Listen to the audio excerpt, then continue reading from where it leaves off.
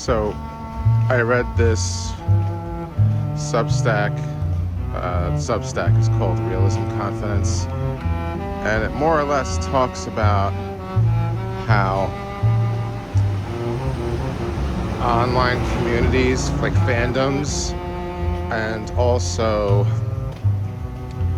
I guess fandoms and extreme parasocial relationships have almost become like a sort of cope for the amount of, I guess, well, the current loneliness we're experiencing, but especially the post-COVID loneliness that we're, post-lockdown loneliness that we're experiencing.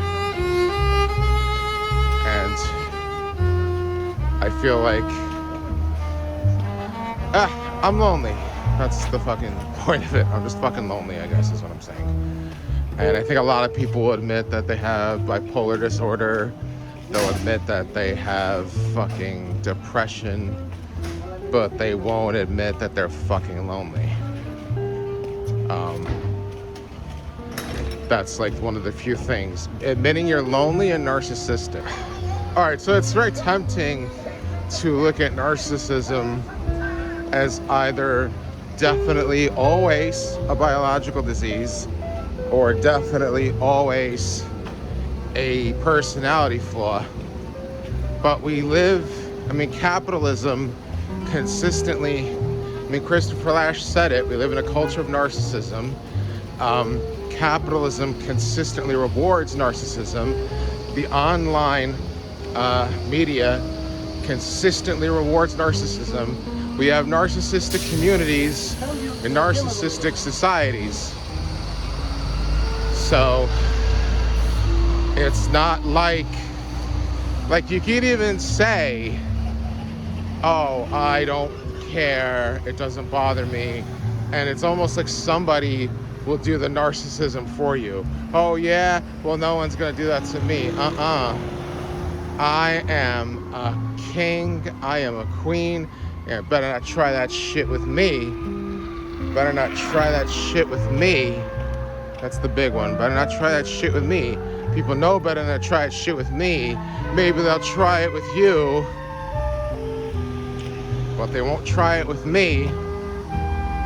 There's many things that have been said about social media, but I think one of the truest that might have been said is it's difficult to make the distinction between people who want to, I guess, the people who want to connect and the people who want to be famous. And a lot of time that shit gets blurred. Like I put this video online, right? I'm doing this because I want to connect. I'd like people to watch this and say, oh shit, I identify, cool. But there's a part of me that daydreams of like I saw this thing where they were talking about how the Safdie brothers did their YouTube videos before, I forget what it was called, Rooster Feather videos, I think. Rooster Bucket before Rooster Feather Bucket before they fucking became famous. And so of course I daydream about, oh wow, these walking and talking videos will pop off before I become some big name guy with his own HBO show or his own A24 deal. I'm not gonna act like that never crosses my mind. But right now, I'm not only am I lonely, but I feel existential pain. And then there's an existential pain that doesn't scan. I don't even think you could talk about this shit with your best friend. When you talk, when you talk to a friend, they typically like to hear specific problems. They like to hear that you're going through some shit. Like to hear you have difficulty paying your bills.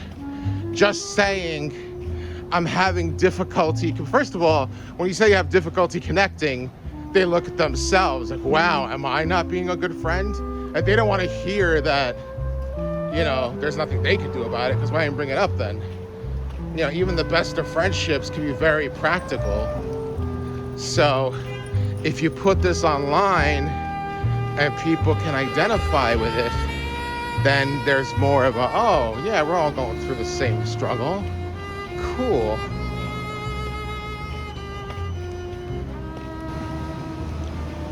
lot of narcissism has to do with, you know, fucking being, I don't know, obviously self-centered and shit. But it also has to do with fucking, you know what I mean? It has to do with being, with flattery, with self-flattery. A lot of it is about what's flattering. So, like, you look at things, for example, like, why is, you know, environmentalism and the end of racial prejudice. Environmentalism and racism are both very important causes. Like, it's important to fight racism. It's important to fight for environmentalism. But then why are more people willing to point out how non-racist they are than how much they're helping the environment? Well, because pointing out you're racist is more, not racist, is more flattering. It points that you're a chill person, you get along with anybody. These are all great qualities, all very sociable qualities. Oh, you're an Arab? Subscribe. Oh, you're Muslim? Subscribe. You're Jewish? Subscribe. Environmentalism, it just always scans like, I am rich, I can afford to not fuck up the environment. Whereas when you're poor, you have really no choice but poor. It's hard to be poor and not ruin the environment, I guess is what I'm saying. And when you bring up rich, wealthy alternatives, greenwashing alternatives, then you look like a rich asshole. So a lot of it's flattery. Like, I think the biggest example of this summer has been Barbie, and how people, I guess especially women, like, they've kind of used Barbie as this sort of like exemplar of moral virtues. Because that's another thing. Oh yeah, that's another thing online too, is people just have this like blue dot effect where it's like, oh, I only like people who are exactly like this. If they have any flaws, I can't be friends with them. What I can do is not make many friends that are in person,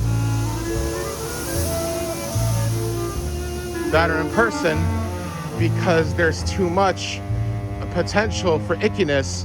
Whereas the celebrities, that I could choose. And not only celebrities, but characters. So even if Margot Robbie, whatever, fucks up and does something awful, they're still Barbie. They're still the ideal Barbie. They're still the ideal of, I'm Barbie. I don't need Ken. Meanwhile, some girls like, I miss Chris. Oh, no, you don't. You don't miss Chris, and you don't need Chris. That's how the internet reacts.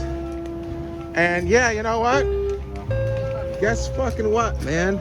Fucking guess what? Maybe Mildred does miss Chris. Maybe she does because she's lonely and it's not ideal. And maybe she needs a guy. That's another one. Maybe she needs a guy. You could sit there and get a fucking hair up your ass about how girls don't need guys, and a guy needing a girl is not the same politically as a girl needing a guy. But if a girl needs a guy, no one cares about your piece of shit. If a what is that, a fuck? What kind of car is that? What kind of car is that? No one gives a fuck about your Hyundai, bitch. Anyway, if no one gives a fuck, and nobody gives a fuck, take it, ugly car. If Mildred misses Chris, some things just end up in life like that. Like, I'm a 6'1", 47-year-old, balding, fat, lonely, pansexual Egyptian recovering drug addict. I didn't write that script down. That's just how I ended up. And I'm not even a big fan of all of it, frankly. I'm really not. I'm not even sure I accepted all of it, frankly. But I can't deny it. I can't deny it. I just ended up like that, which is how shit happened. And the way I did it, too. You know, because people hear that. You're like, oh, so you're pansexual. That means you listen to house music all day. That part's easy. You're a recovering drug addict. That means all day and all night you want to talk about your drug addiction. No, I fucking don't. No, I fucking don't. There's other things in the planet other than the fact that I smoked crack in 2004. Not just 2004, that I stopped. My last run was 2004. You're Egyptian, so you must love fucking that show Mo on Netflix. It's alright. It's a Netflix show. It's alright, I guess. I don't know. But anyway, it wasn't in the cards for me to fucking talk. Yeah, whatever. I talk white, okay? I fucking talk white. Because I grew up in a white neighborhood. By the time I decided I don't want to talk white anymore, it was too late. I was already in my 20s. And every now and then a black scent does come out.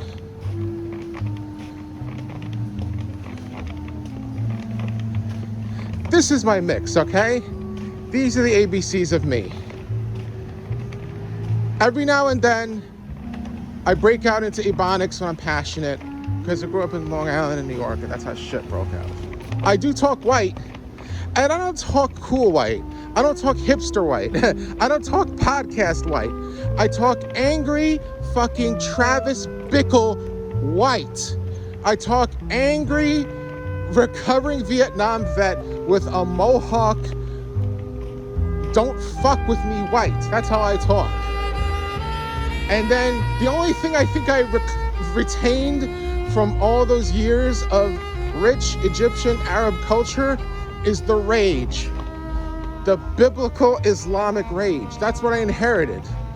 But I bet you if someone were to give me my own sitcom or whatever, I'd have to be a Kardashian. They want me to be a pansexual, recovering addict, Arab Kardashian. They want me to have the body of a Kardashian. They want me to load myself up with collagen and fillers so I look like a 30-year-old, a 37-year-old. Maybe give me hair extensions. And they want me to talk about my trauma. That's what I have to do. I have to talk about my trauma. That's the formula. Talk about my trauma. Put a whole fucking phone book of hotlines at the end of my fucking video. Fuck that. I'm messy. And I think that's the cure to this narcissistic shit, is to be messy. Let's have messy relations with each other. Let's be messy people. Messy is unflattering. Narcissism's kryptonite is unflattering shit.